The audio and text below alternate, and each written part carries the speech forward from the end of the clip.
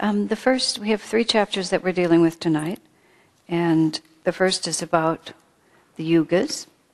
And the second is about, whether symbols are just a projection or a truth. And the third is what is the Hindu way. Philosophy, religion is very interesting. So, the first section about the yugas, how many of you are unfamiliar or not really knowledgeable about the yugas? Patrick and Peter probably. Okay, the others, this is sort of like, it's a bit of a split class in that respect, so I'm going to have to explain them in more detail than some of you may need in order to make sure that those who don't understand them really grasp it, because it's an incredibly important concept. The way Swamiji brings it up in this book is he's trying to lay the basis for the fact that that something very ancient can be very wise, and more wise than we are now, even though the measurements that we're accustomed to using for advanced civilization are not in evidence, if that's the way to say it. And so he's laying this foundation, which is also, in many ways, in a very interesting way, it was one of the fundamental things, among many, that this line of masters came to bring to the world, was an understanding of these yugas and an accurate understanding. Yuga means ages, really, that's all the word means, Y-U-G-A-S. It's just a Sanskrit word. It's one of those words that there's really no English equivalent exactly. You can say ages on earth, but then you have to sort of put out all these other conditions, whereas yugas is a word unto itself. Yugas refers to these great cycles of time, the specific designated periods, and what that consciousness is around them. Now, the basic premise of the yugas is simply this. Brenda, if you were not exactly behind Lee, then I could enjoy seeing you. Just move to the left. Now you've blocked Rick perfectly. So Brenda has to just move over just an inch. What I have is Lee's head with this Oreo of Brenda's hair, and I know she's back there. There you are. That's much better. Thank you.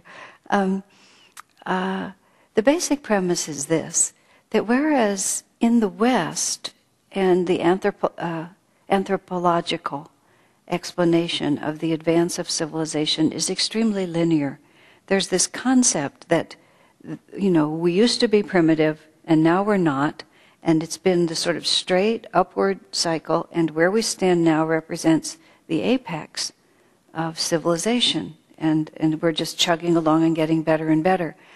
First of all, I think this is an extremely depressing concept, if this is it.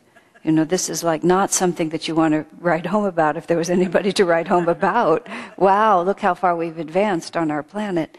It's definitely true that gadgetry is really, going whole hog right now, and it's just quite fun, all the stuff that's being invented and how small it all is and how nifty it is and all that stuff. There's no question that technology is having a big time. There's so much else to life than that we seem to be losing rather than gaining in many different ways.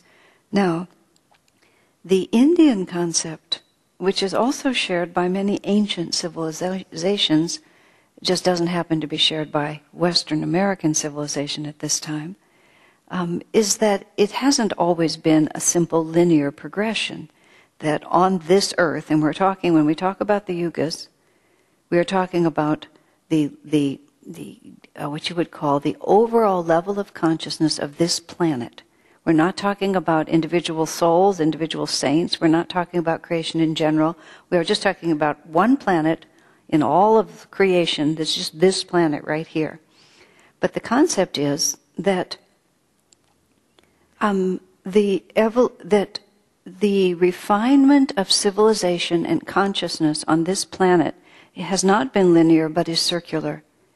And that there have been high ages, that it goes in a descending and then an ascending a circle like this, and then it reaches an apex, and then it begins to decline again, and then it rises up.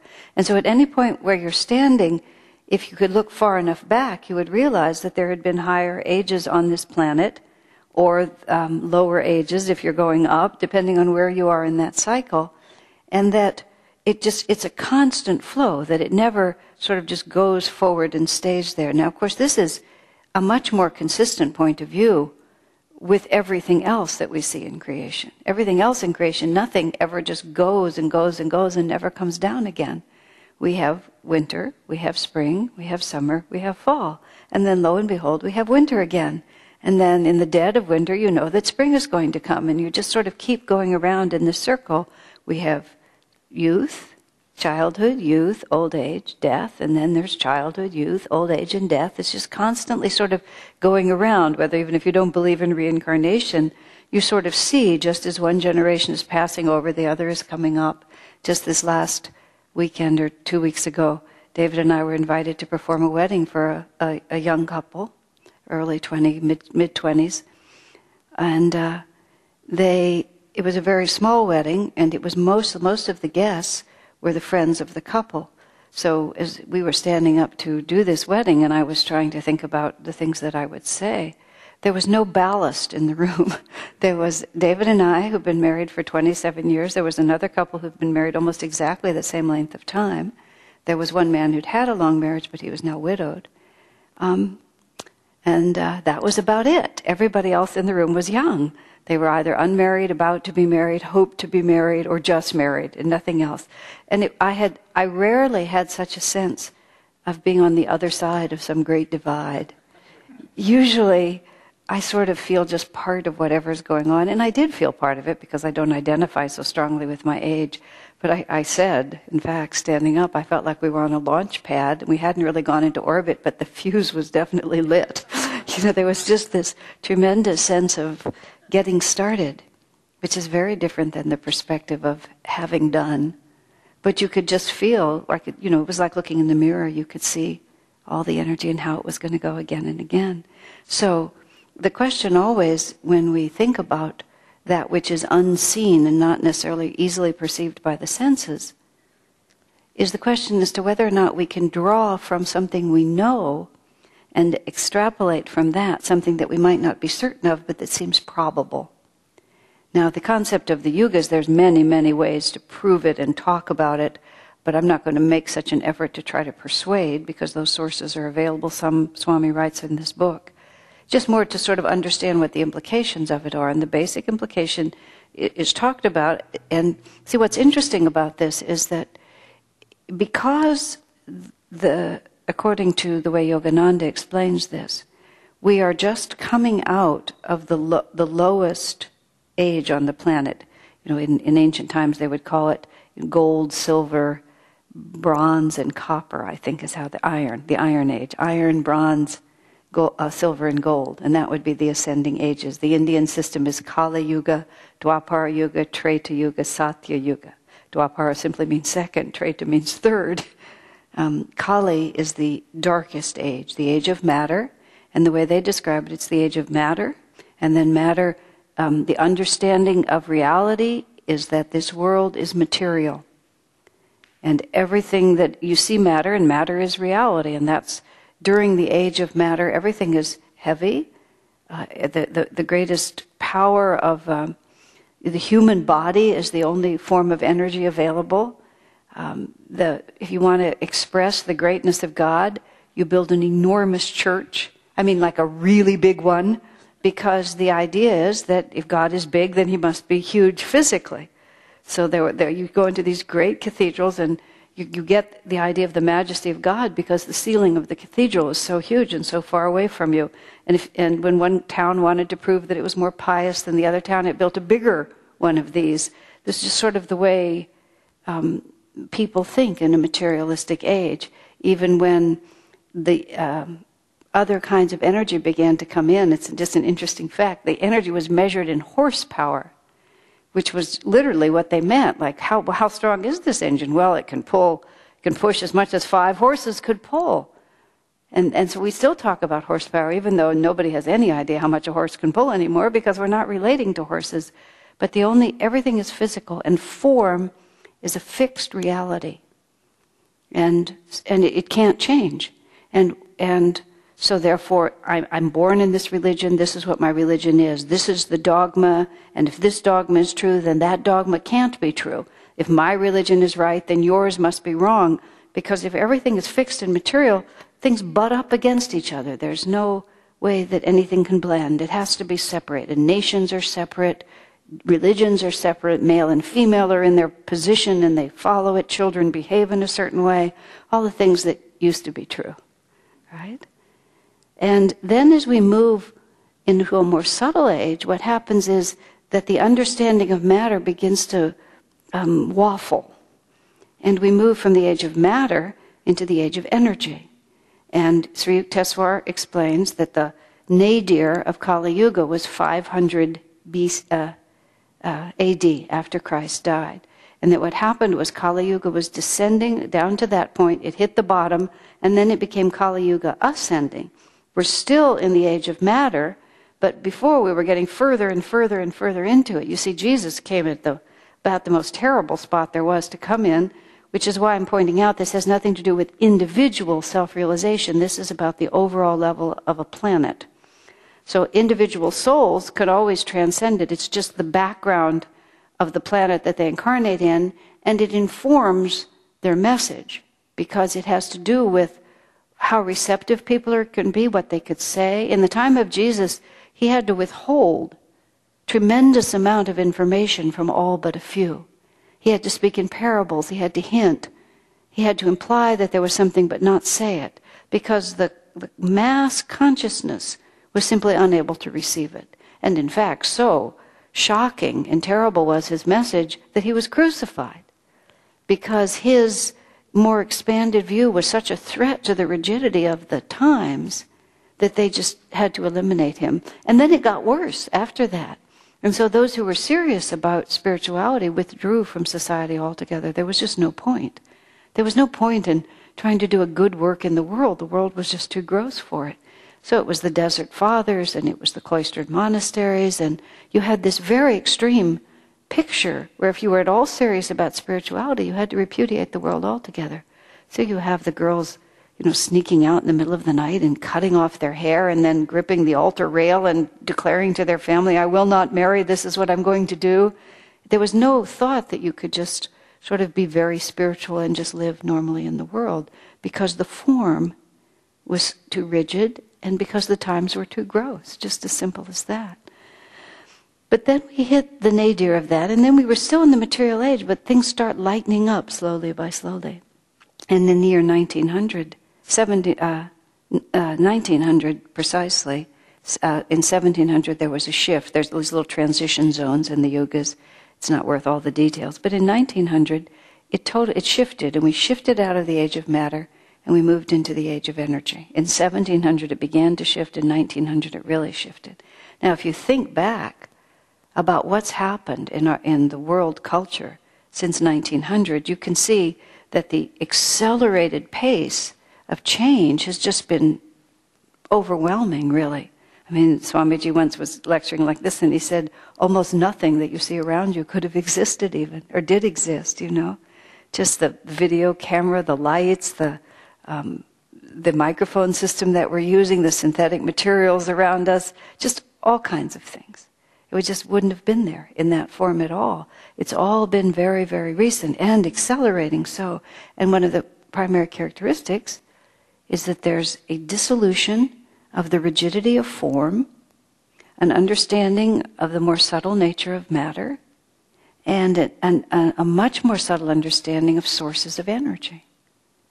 People joke about the fact that the computer that put the first, satellite into orbit, there's more computing power in the wristwatches that you can buy today than there was in that thing which filled 2 rooms or something like that. My facts might be wrong, but the spirit is right. It's just like it gets more and more subtle and more dynamic. And, one of my friends has one of those, probably an iPhone. He was just doing everything on his telephone. And another woman, she was just conversing with her daughters who were traveling here. And, oh, yeah, she's taking off on the airplane now. And they were talking back and forth. And nobody thinks anything of it. It's just there's all these subtle ways of breaking down the material barriers. I mean, it used to be impossible when, you were in one part of the world to just talk to someone in the other part of the world by phone, by webcam, by text message, by email. We're all just, because the forms and the rigidity of space is just beginning to dissolve. So, and even more than that, we're now in an ascending cycle. And what that means is that consciousness is going to become more and more subtle. So when Paramahansa Yogananda comes to teach now, as opposed to when Jesus came, he's not crucified. He's not yet welcomed as he ought to be, but at least he's not crucified. He's persecuted a little. He's sued a few times. He's slandered in the mail, in the press, a few things like that, but doesn't begin to approach what happened to Jesus in that respect. And also he's able to speak much more openly. He starts talking about Divine Mother. He starts initiating people into Kriya. He starts talking about the law of miracles. Even in his best-selling autobiography of a yogi, he just goes way out there. And he also explains a lot of the things that Jesus said that Jesus himself didn't explain. Because now consciousness is becoming more subtle, and the world as a whole can receive this. And we're just at the beginning. We're just at the beginning of the age of energy. Then comes, what is the third age? But what does it represent? Energy, consciousness. And then the fourth age is spirit itself. And in this age we dissolve space, and in Treta Yuga they dissolve time. I don't know what that means. But space now, think about how we just go all around the world and we can communicate at great distances and we can look at each other at great distances. Space is not an obstacle. What does it mean when time is no longer an obstacle? Does that mean that we can just go from here to another country without having to bother with that 13-hour plane flight? Yogananda talked about space travel through means that people haven't yet figured out that will solve all the problems that people see now about the time factor, which is such a difficult issue in traveling long distances through space. Master said there's yet undiscovered realities that people will find that will just make that not an issue. And there will be lots of exchanges between different planetary systems and so on. These are all just things that will come. And then at some point, it will reach its peak. And then, like everything, summer doesn't last forever. It just begins to turn into something else. And then what happens is the planet gradually loses the understanding that it had. And people can vaguely remember a time when they were wiser than they are now. But it's the nature of losing that touch with that you no longer know. Now, because we're in a Dwapara Yuga ascending, Yogananda came with a mission that he really wanted to plant in the world, one that he wanted to broadcast to everyone. And even you see globally, like religious orders are just losing ground every day. The monasteries and convents that used to be just bustling hives of hundreds of postulants and novices now have a few aging monastics and almost no new vocations, because people no longer think, and this is nobody's doing anything to anybody, it's just the consciousness of the planet, no longer makes people feel that they have to choose one or the other. Because there's sort of this thought that, we can spiritualize what we're living in. We don't have to reject it in order to be deeply spiritual. This doesn't obviate the necessity for renouncing the ego, but it does say that it's not required to turn your back on the whole world in order to have a spiritual life, because the whole world is becoming more subtle. Don't misunderstand me. You can't just kind of hang out on the planet and wait till it advances and do nothing on your own, because if the planet becomes too refined for you or too gross, you won't incarnate here anymore. You don't belong to any planet. You belong to the planet that has the vibration that's the appropriate one for your consciousness. So the yugas are essentially the backdrop against which the process of individual self-realization takes place.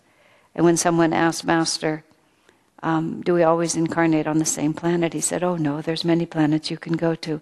And then he said, if you always came back to the same one, you would learn too fast. What does that mean? What are the other planets like? Swami once had a dream. I've tried to put this in my book, but it didn't make it. I'm going to try to put it in next time because I thought it was so interesting. He dreamt that a group, a little committee came to him. This was in his sleep. A little committee came to him from some other planet. and they wanted him to come and be a world teacher for them. And he was moved by their sincerity and the difficulty that they'd had in coming all the way to reach him. And he was seriously considering their request. But then he realized, oh, I'd have to learn a new language, a whole new culture. And he just felt he just really wasn't up to it. And so he told them he was very sorry, but he couldn't do it. And then he woke up. And somehow I feel like there was truth in it. And Swami, although he won't endorse it entirely, does not reject it either as being untrue. And I wonder, would he have died? Would he have been able to just use whatever process they used to get to him for him to get to them? I mean, it just left so many intriguing questions. But it also just sort of lays out that concept that there's so much more going on. And now, the whole concept of the yugas there's a very important aspect to remember about it, which is it is an astronomical phenomenon. It is not astrological, but it's astronomical. It's a physical phenomenon having to do with our Earth. And what Sri Yukteswar declared was that our Earth, our sun, has a dual, and that our sun goes in an elliptical orbit held in place by its relationship to this other sun and whatever planets are attached to it. And the nature of that orbit is such that our whole system moves closer and then farther away from the central energy point in the system that we are operating in. And when we're closer to that central energy point, then more energy comes to us and the whole planet is more enlightened. When we move farther away from it, then there's a diminishing of energy, and the overall consciousness of the planet becomes less. And then this whole cycle takes place, and this whole cycle takes 24,000 years. 12,000 moving toward it, and then 12,000 coming back down, and then moving back up again like this. Now, these are all facts that Sri Yukteswar posited in the 1800s. The tradition in India is actually that this is Kali Yuga going down for another 400,000 years, and at the end of which it will suddenly pop into the highest age. Sri Yukteswar declares that this is a total misunderstanding, miscalculation that is the result of the fact that it was Kali Yuga and people got so confused. In fact, they trace it back to the point when the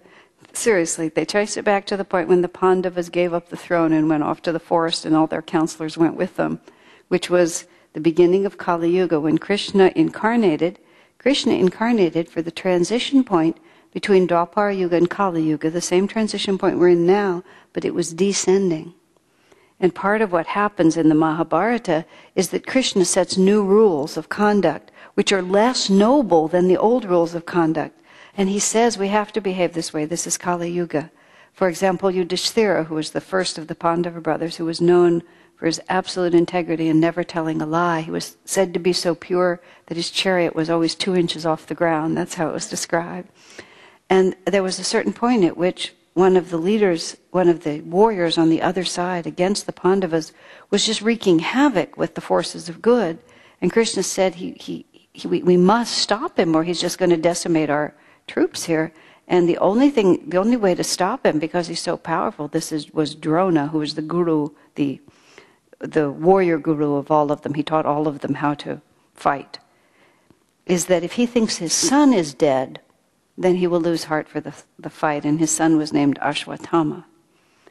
And Krishna said, but he won't be easy to trick. And so we can tell him that his son has been slain, but he's going to demand it of you, Yudhishthira, because he knows that you're the only one who would tell him the truth. So you have to tell him that his son Ashwatthama is dead, even though Ashwatthama was not dead. And Yudhishthira says, Krishna, how can you be counseling me to tell a lie? I've never told a lie in my life. He said, evil is very strong in this age, and sometimes you have to bend the rules a little bit. So they had an elephant that they christened Ashwatthama, and then they slayed it. And then when they told Drona that Ashwatthama was dead, and Ashwatthama refused to believe them, that it was a trick, and he demanded that Yudhishthira come and tell him. Yudhishthira came and declared to Drona that Ashwatthama was dead. Then under his breath he said, Ashwatthama the elephant. But Drona heard that his son was dead, and he laid down his arms. And then the forces of good were able to triumph in the end. And it's said that at that moment Yudhishthira's chariot hit the ground, and from then on it rolled along on the ground. And at another point in the proceedings of the Mahabharata, Arjuna had taken a terrible oath because his own son had been slayed by trickery. And so he swore, Abhimanyu was his son, he swore that to avenge the death of Abhimanyu, he would slay the ones who were responsible, and if he didn't succeed before the sun went down in slaying them, then he himself would withdraw from the battle. But of course, he took this oath in public, and the people that he vowed to slay just stayed away from him for the entire day. He wasn't able to reach them. And the sun was going down, and so it was just about sundown, and so they were not so nervous anymore, and they came out from hiding, and then Krishna held the sun in the sky and would not allow it to set.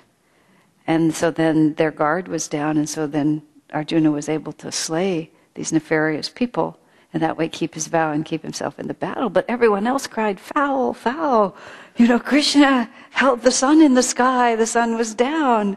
But Krishna says it's a new age. It's a lower age, and the rules are different. Very interesting, isn't it? In a previous time, Lord Rama was supposed to have lived in the golden age.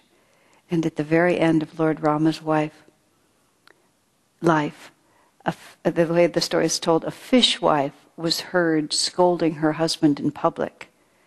And it was such an absolute, desecration. Such a thing had never happened. And Rama said, well, Satya Yuga's over. It's a descending age now. But there was so much harmony before then, such a thing could never have happened in Treta Yuga, in Satya Yuga. But now the age was descending. This was a sign. There was a little bit of dissension in someone's home.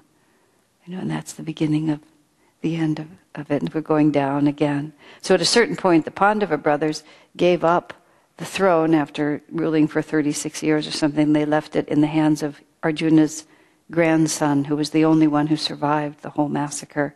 And then all of Yudhishthira's counselors all went with him. There's a tradition in India that at the end of your life you just renounce the world and go off to the forest. Instead of sort of dying with your hands gripping everything that you've been doing in your life, you just leave it all behind before you die in order to prepare for death and renounce it while you're still living, and then practice yoga, practice sadhana, so that you can die with a free consciousness. In our country, we think it's just wonderful if someone dies surrounded by their family and a room filled with mementos of the life that they've lived, so that they can identify with it absolutely to the last second and have it pried from their cold gripping fingers. But the real idea is, at a certain point, you just say, enough, and just walk away from it. So at that point, when Yudhishthira and all his counselors and wise men left, the poor lad who was left on the throne didn't have any wisdom anymore. And at that point, they say, an aberration set in, and they lost contact with the true understanding. And they just went into Kali Yuga, and they misread various things and made this declaration that it's going to go on for 400,000 years more. But Yukteswar came and corrected that. And it was very, very controversial in India, and even still is. I mean, we don't know. The only thing we know about this is from Yukteswar, and we say, sure, well, gee, why not? But if you read an autobiography, the Master makes a point of validating all of this and arguing for it, because it's controversial. And you see, it completely informs how you relate to the world, and especially what kind of spiritual work you do. Now, how all of this relates to the book we're talking about here is that Swamiji is trying to establish the fact that all of these symbols, there's two meanings to how it relates to this book. One is that there was times when this knowledge of the nature of the universe, which is what we're actually going to talk about next week, what is the nature of this revelation? When the revelation of the nature of the universe and the nature of human happiness and how spirit descends into the world and how we're supposed to live was just common knowledge. Everybody knew. When Swamiji and I were once talking about yugas, and the actual conversation went, I just jokingly said something like, gee, if we all come back again, let's wait for a higher yuga. I think some just really gross manifestation of the world we live in had been brought to our attention. I said, let's wait. If we're going to incarnate again, Swamiji, let's wait for a higher age. Swami answered me immediately, I don't intend to come back at all. He said, just like that. And then he said, even in the highest age, it's still the material universe and it's never our home. That's how he put it. He said, the only difference is in the higher ages, we're in charge. Meaning spiritual people are in charge instead of the Kauravas, which are in charge now. Kauravas mean the materialistic side, the powerful people in this world. And I'm not going to speak about our present President of the United States, because let's just hold out great hope for him. But as a rule, in entertainment, in business, and so on, the people in charge are not high consciousness. They're in it for themselves. I mean, we've just been having revelations that are just appalling. Of course, it doesn't mean there are no good people on the planet, but the power elite is not the high-minded renunciates as a group. The high-minded renunciates have washed their hands of the whole system. But in the higher ages, highly spiritual people are universally recognized as the ones who ought to be in charge. So I said to Swami, so the whole world is like Ananda? He said, yes. I mean, that's a very pleasant thought, isn't it? If the whole planet were run the way our spiritual community is run, think what a nice world it would be, how different it would be. With mutual trust and respect and all of the things that... So yes, that's what it's like. Now, from the point of view of the book we're working with, which is the Hindu Way of Awakening, Swamiji is trying to tell us that because India is a continuous culture and is the only continuous culture on the planet right now, there are many areas of the world that have legends or evidence of highly evolved civilizations behind them, the Egyptians or the Greeks. We have all these extraordinary remaining artifacts. They're still in some form of Kali Yuga because they're all big and heavy, which is why they're still there. But even today, nobody knows how they built those pyramids. I mean, Cecil B. DeMille said there were a bunch of Jews, strapped with ropes, dragging those rocks up ramps, but it's not likely. It's becoming apparent that they had much more subtle means of creating those structures. We just don't know what they are. Light, sound, who knows what it was. But they did something we don't know about yet. But the Indian culture is continuous, and it's always been the same culture. I mean, thousands of years back, they find ancient artifacts that have people in recognizable yoga postures, and there's ancient texts, and it's always been the same culture built on essentially the same revelations, following the same essential way of life. For as far back as anybody can measure, nobody can find a point at which it wasn't like that. There have been invading hordes here and there have been westernized theories about what's gone on in that country, but the truth is it's been one continuous culture all the way through, from very high age. Now, one of the things that Swamiji writes about in here is that those sages incarnating at different phases of this cycle of yugas, when the age began to descend, the masters who were in charge of the spirituality of that country, and there's always, just like there's presidents and other governments, there are spiritual beings behind those forms, just as we were talking last week about how everything in this world is not really what it seems, and it's a symbol of a deeper reality, just the way we're organized in cities and states and families and nations and governments like this. This is a model that goes onto much more subtle levels, that there are masters in charge of countries, angels in charge of countries. When Mother Mary appeared to the children in Fatima, she was the special angel for Portugal, and she was relating to things that would happen in Portugal. And it was sort of part of what was understood about that was that it was about that country. There was some special responsibility for and against, that these things are always happening. There's an odd story Swami tells about, that was told to him by a yogi, of an honest yogi, who said that the master who was in charge of China came to the master who was in charge of India and said, basically, my boys are getting restless. They're getting feisty. They want to push. And he said they're going to need to invade India. This is the invasion that took place some decades ago. And the Indian master said, well, all right, but don't let them go too far. And so the master said, okay, they'll only go to this certain line. And so there was an invasion from China into India, an incursion from China into India. This was in the 50s. And but they only went a certain distance, and then inexplicably they stopped. And this was the story that was told about it. It was just these masters balancing all these forces. Now, I've lived in a spiritual community all these years, guided by an extremely enlightened leader, and I have watched Swami balance the forces. I mean, nobody in our particular community is invading any other community, but I've watched Swamiji sort of allow certain points of view or certain individuals or certain groups to sort of have their sway for a while because they need it, and then he balances things and pushes that energy back this way, and then another energy has a chance to come out, and all of it is just sort of based on working with the dynamic of what everybody needs in order to grow spiritually, and you kind of balance one against the other. And, at what point does organization and subtlety and interaction stop, or does it just go on infinitely?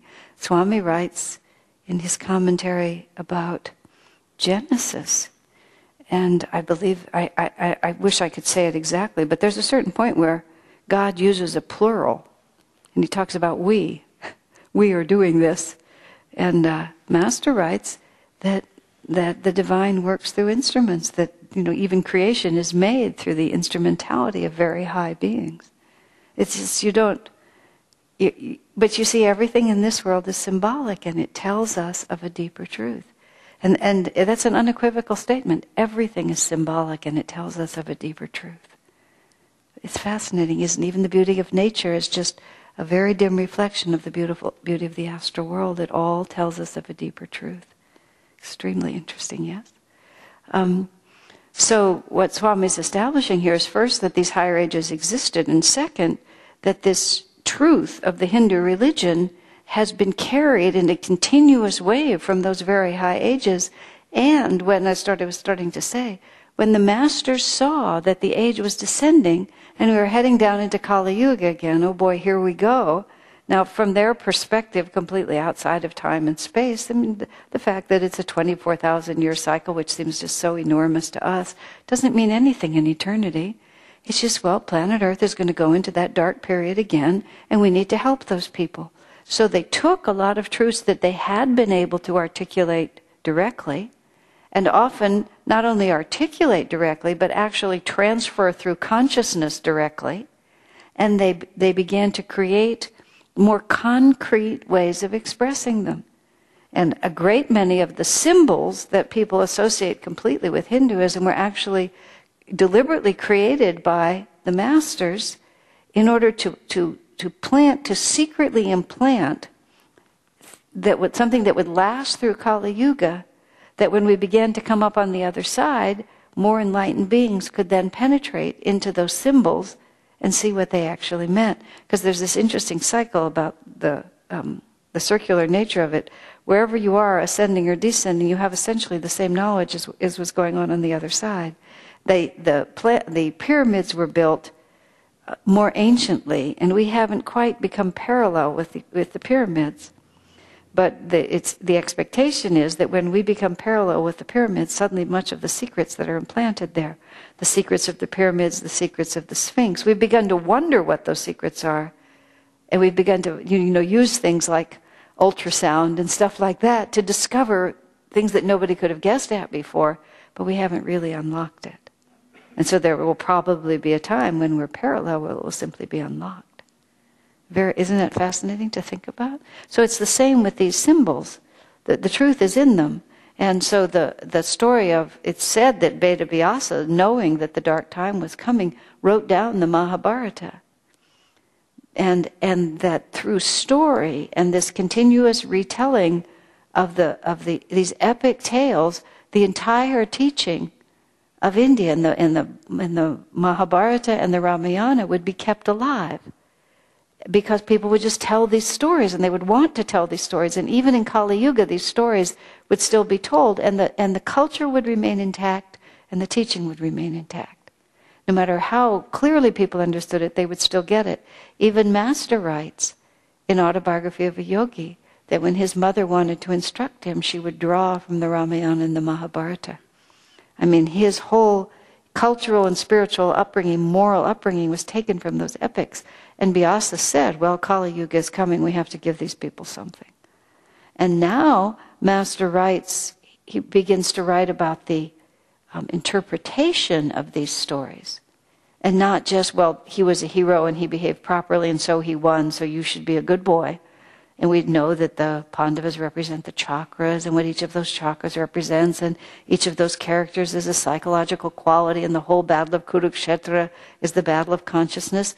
But through much of Kali Yuga, none of that was known. It was just this gripping tale that people would hear again and again, and then would become the defining reality for their lives. And so the masters were able to maintain a modicum.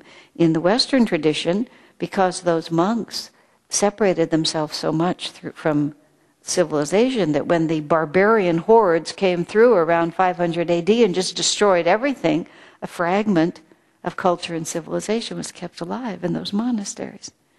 Because knowing that Kali Yuga was coming, they hid it away, either intuitively or explicitly, they knew.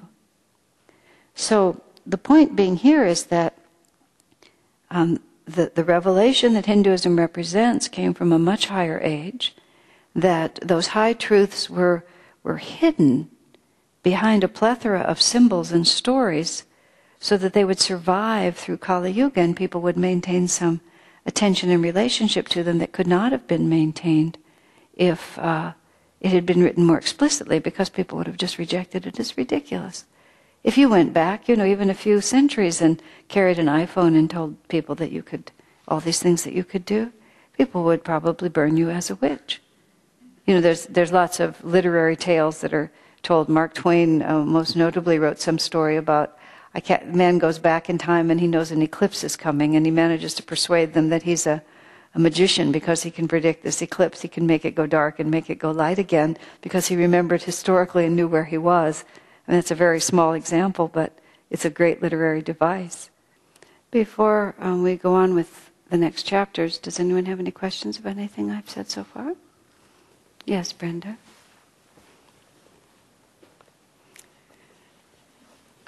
We talk of consciousness, and I think I have a good... I know it's important to understand what consciousness means, but in talking with someone who doesn't accept the idea that consciousness is different from the brain and thinking, how would you describe consciousness? How would you explain that to someone who thinks that when you die and your brain is dead, you no longer are conscious?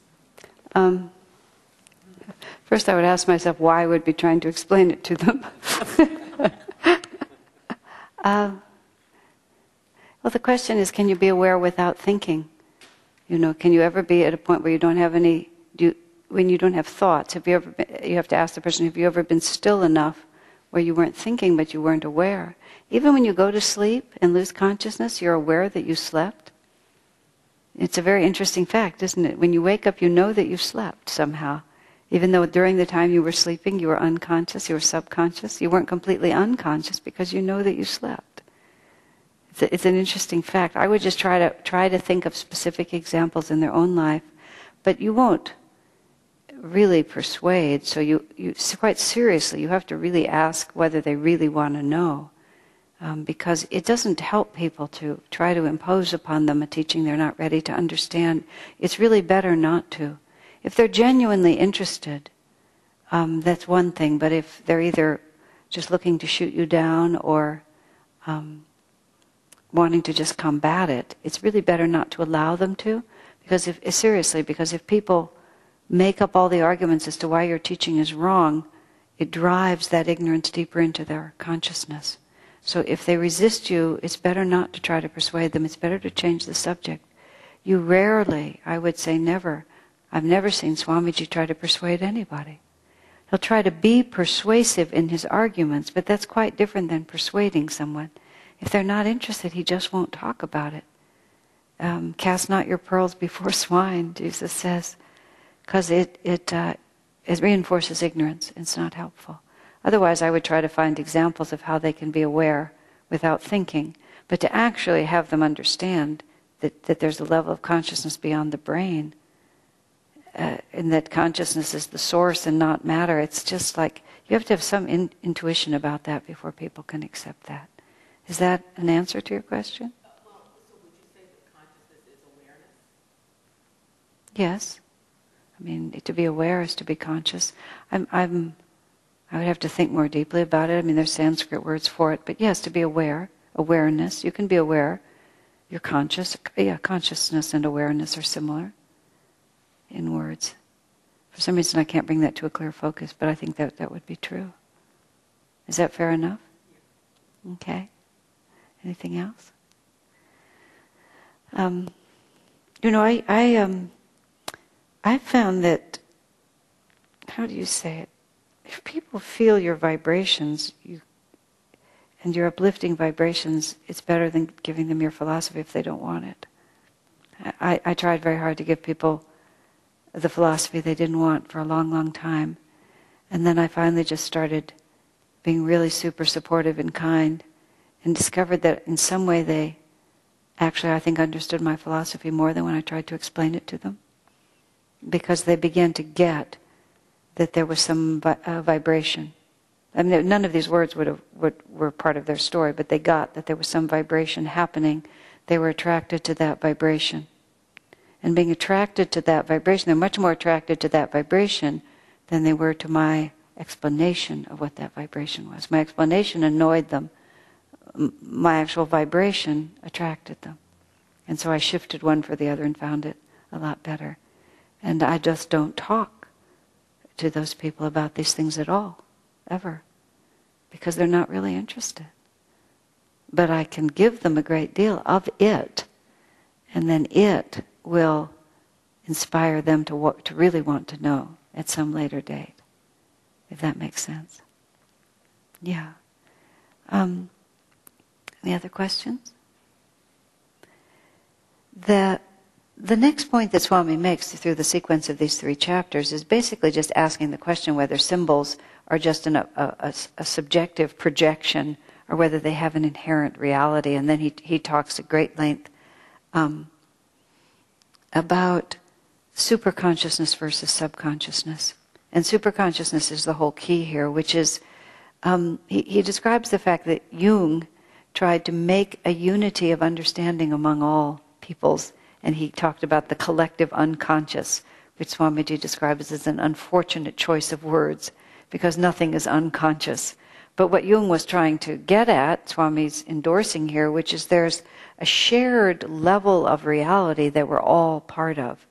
And the way the Indian revelation has always talked about this, the Hindu revelation, is that there are essentially three areas of the continuum between the least conscious and the most conscious, because there's everything in creation, as we'll talk about as we progress, is manifested of consciousness. So even the rocks, as he put it, are dimly conscious.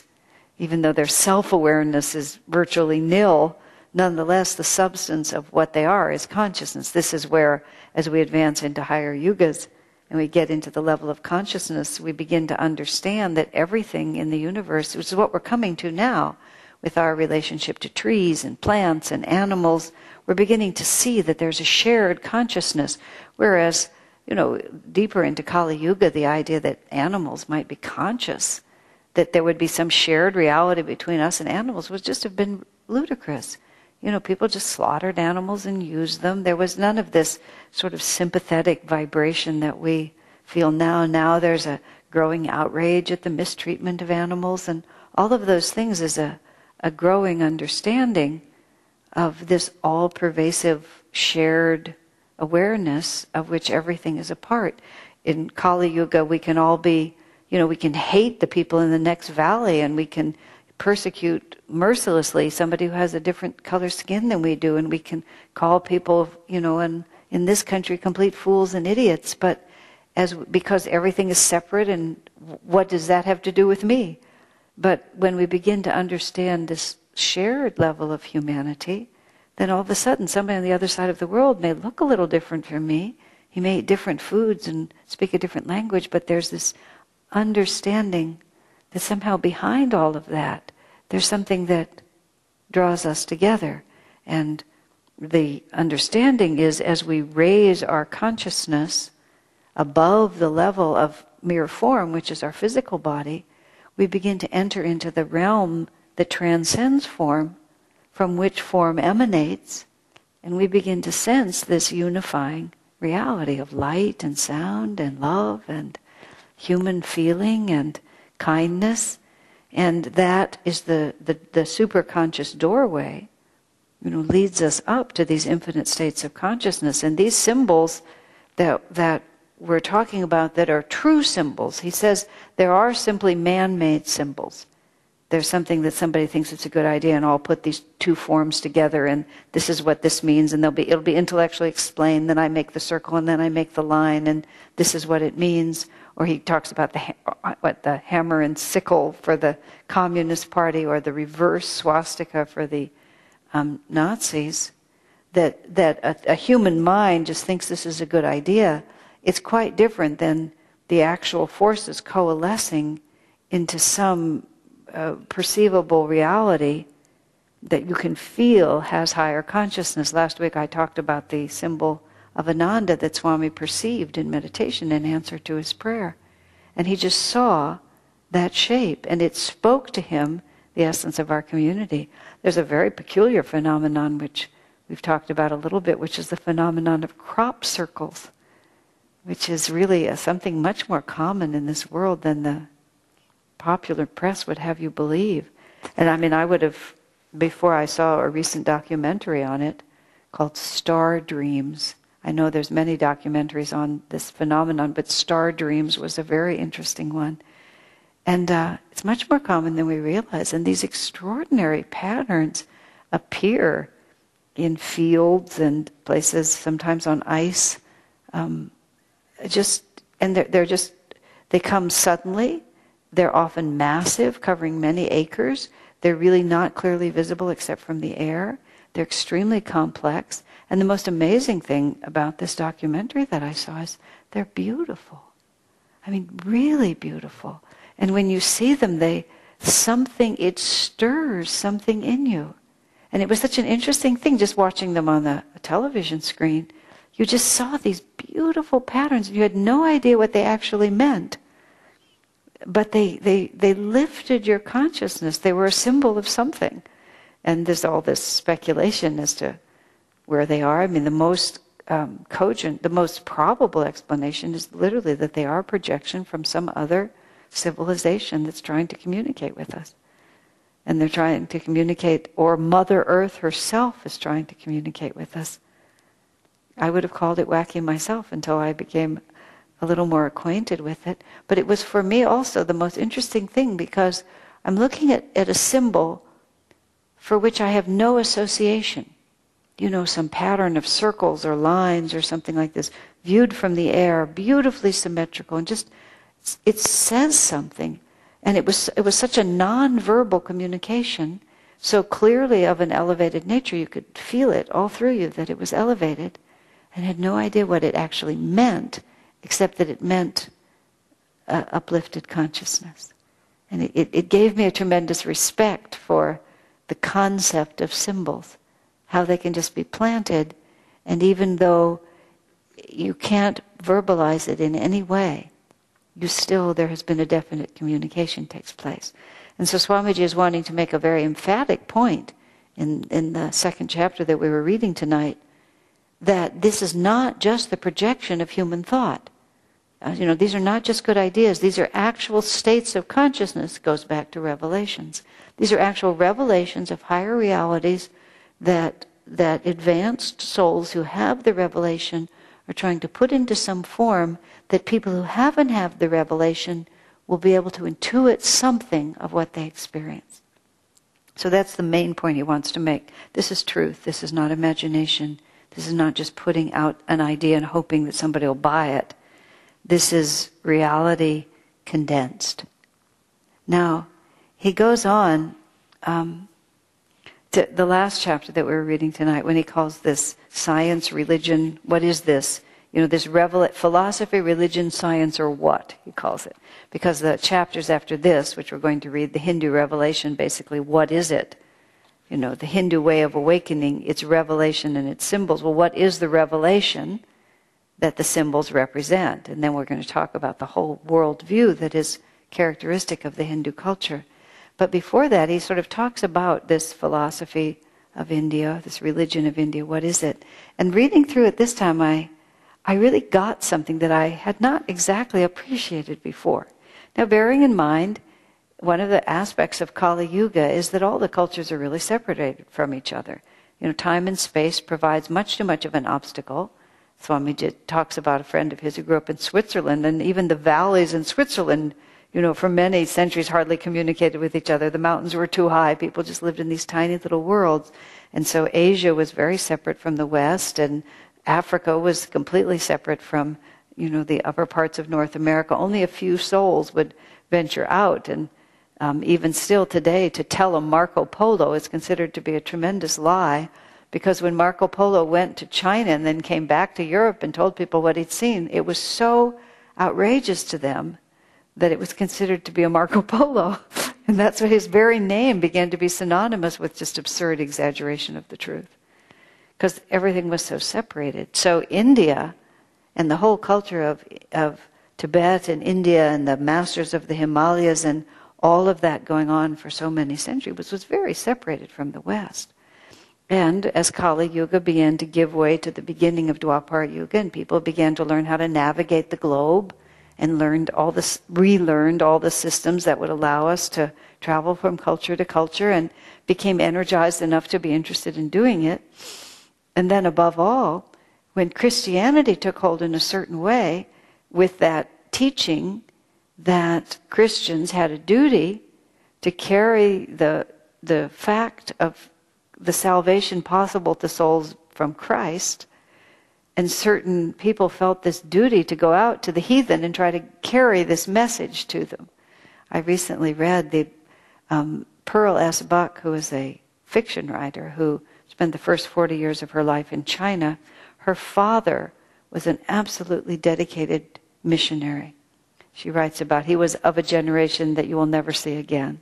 Someone absolutely convinced that it was his duty to bring the word of Christ to the heathen people, because otherwise they would burn in hell, and he was highly motivated to do that. In fact, was an enormously successful missionary from that point of view.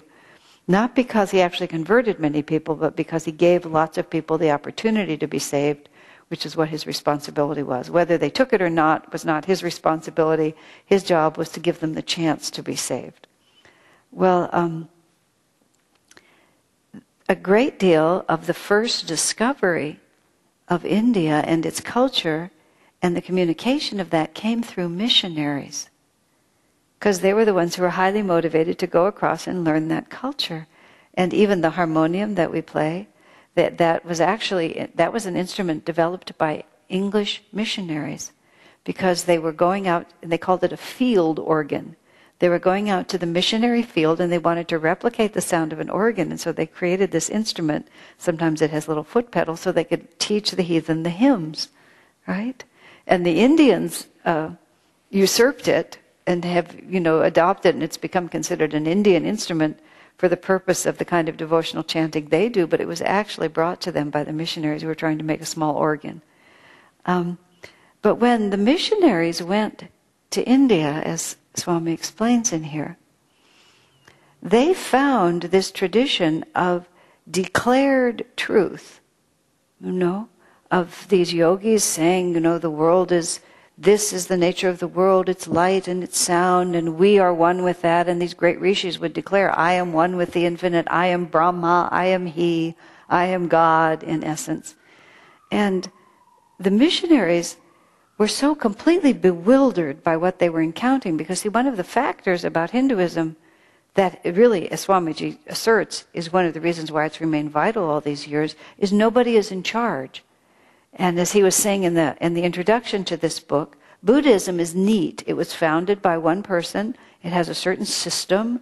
It's even named after the founder, and in that it reflects Christianity. Some person was there. He was notable. Everybody thought he was great. He set up these doctrines, and ever since then everybody follows those doctrines. It's very orderly how it works. But Hinduism is just a complete mishmash. And even though there's certain Shankaracharyas who have a certain position, and somebody can be head of an ashram, you can't go to any point and feel like, now I'm standing at the heart of Hinduism. You can go and stand in the Vatican, and there's the Pope. And you can go to certain Buddhist organizations, and you're standing in something that you can recognize. But you can never get your hands on Hinduism. It's just kind of everywhere. and there was Krishna, and then there's the guy who was born yesterday, and then there's the people devoted to this other one over here, and then people practice this, and then you have the goddess Durga, and then you have Shiva over here, and then you have the ones devoted to Krishna. And they're all just part of this same picture.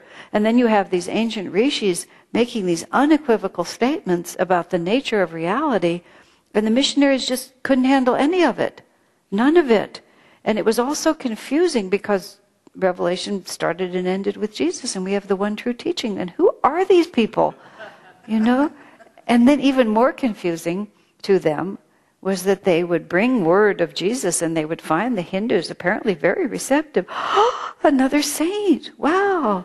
And then they would compare everything Jesus said to what their own rishi said, find it perfectly valid, and they just were really, they loved it.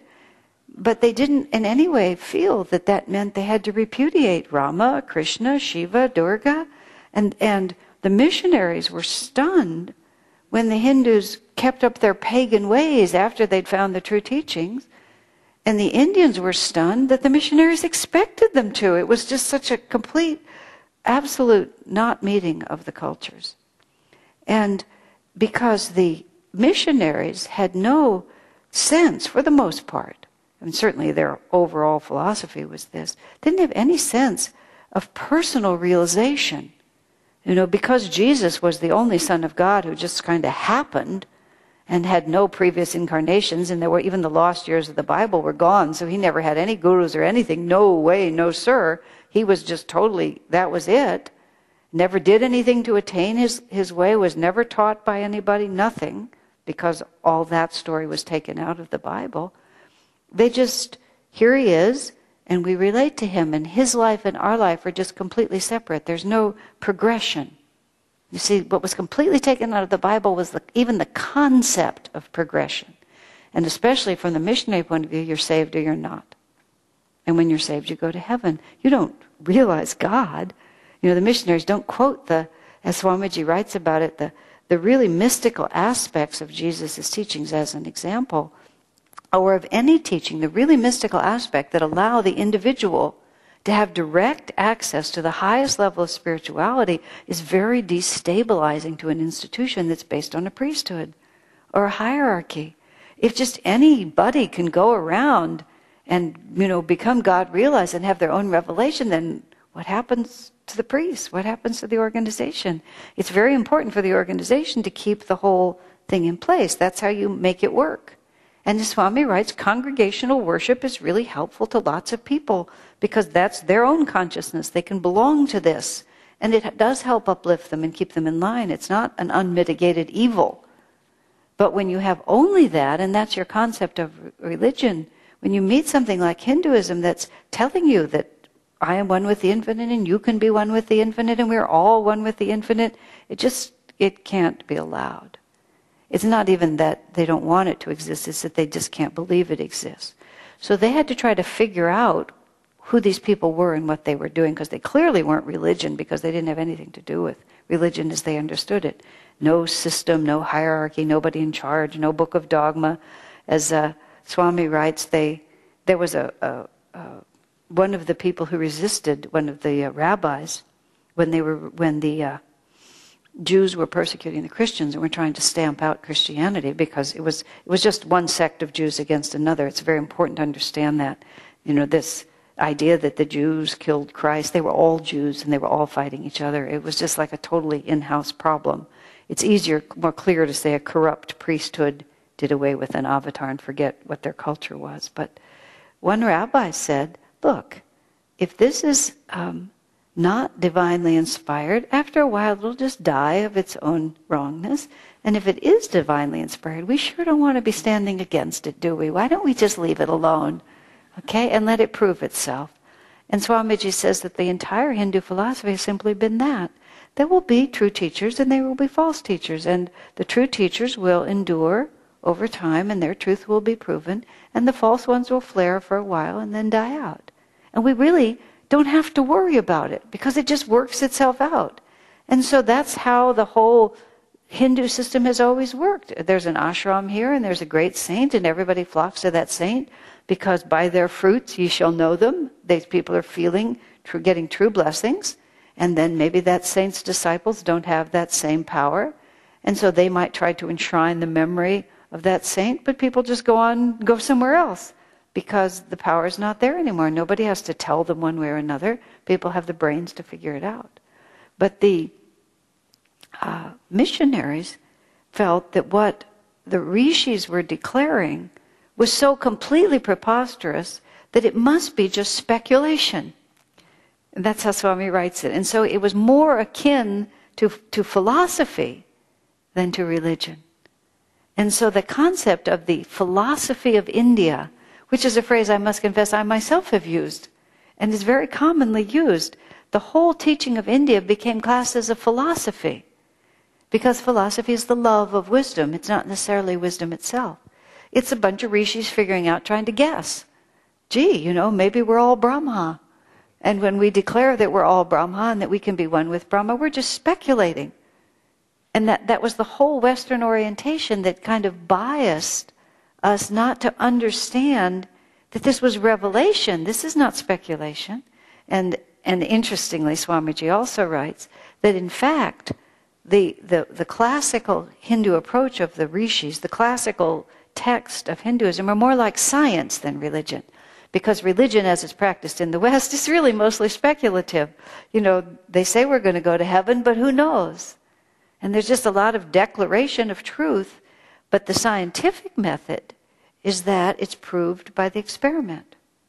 So you do these practices, and what happens to you? Do you see the spiritual eye? Do you hear the Om? Do you have an expansion of consciousness? And Patanjali writes out in his aphorisms what will happen to you in every stage, all these things that will happen to you. You do the proper experiment, and you find out that that's exactly what happens to you.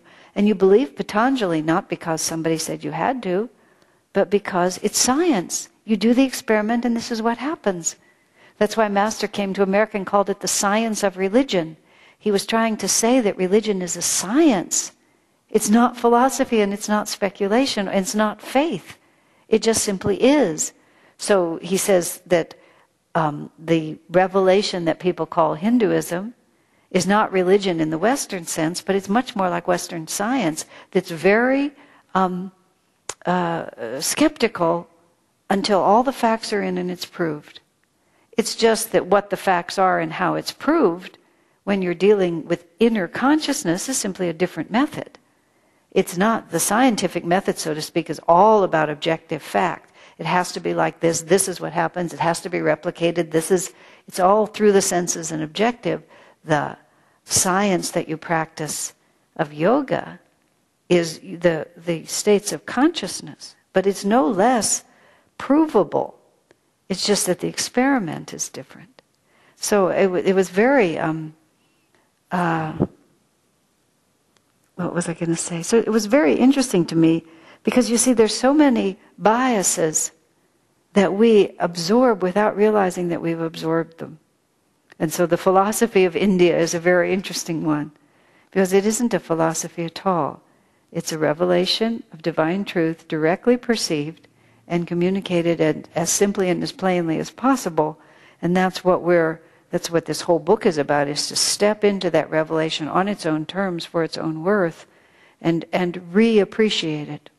Strip away, Swami writes about the ancient sort of overgrowth. And he talks about how, for example, words change meaning or symbols themselves get distorted. He uses Kali as an example.